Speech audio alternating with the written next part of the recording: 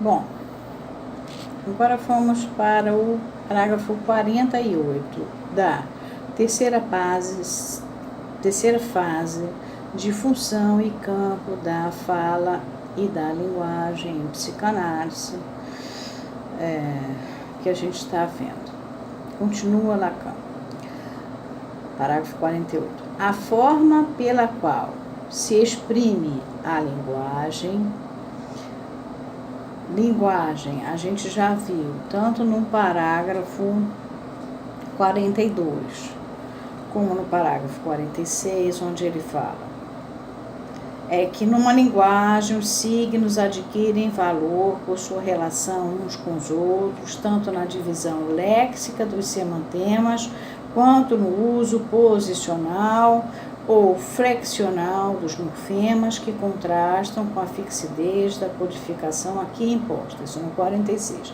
E no 42 ele diz: foi assim que se introduziu em nós o descrédito quanto à técnica da fala, dada pelo Saussure, e que somos vistos à procura de um gesto, um esgar, uma atitude, uma mímica, um movimento, um frêmito, que hei de dizer uma suspensão do movimento habitual, pois somos refinados e nada mais deterá em seus rastros nossa matilha de perdigueiro. Isso é ele fuçando as coisas, ele, Lacan, perscrutando como um perdigueiro, né, que vai caçar a perdiz, né, as perdizes.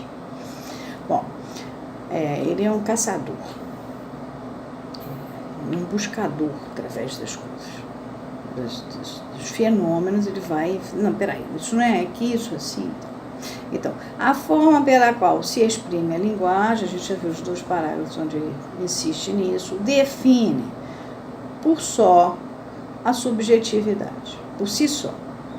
Quer dizer, você vendo a linguagem, você já sabe que sujeito que está falando ali. Ela diz: tu irás por aqui, e quando vires tal e tal, seguirás por ali. Isso aí ele está tirando, ele já falou do sermonário. Ele está tirando, no domingo de Ramos, na Igreja Católica, se comemora a entrada de Jesus Cristo. Ele vai entrando na cidade lá, que ele teria que chegar, acho que Jerusalém, se não me engano. E aí ele para na entrada da cidade e diz para um camarada: então, você vai por aqui, num caminho, e lá na frente você vai encontrar uma jumenta amamentando um jumentinho.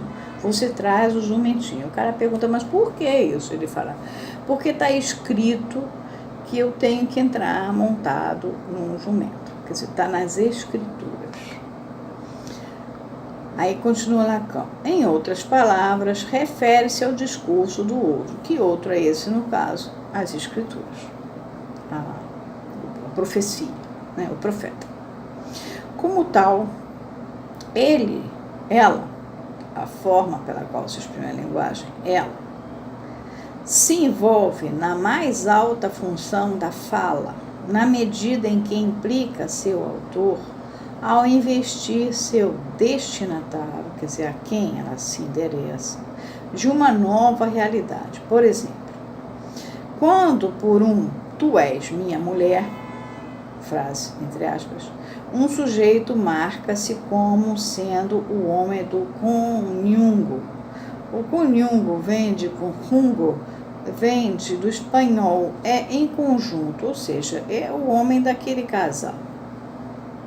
Se ele fala tu és minha mulher, ele está se implicando atualmente, na mesma hora, ele está se marcando naquela atualidade como sendo o homem daquele casal.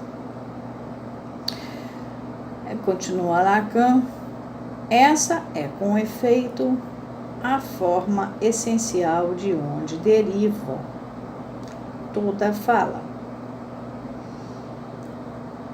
humana, em vez de chegar a ela. Quer dizer, essa forma pela qual se exprime a linguagem é daí que deriva a fala. Não é que ela chega à linguagem. A linguagem,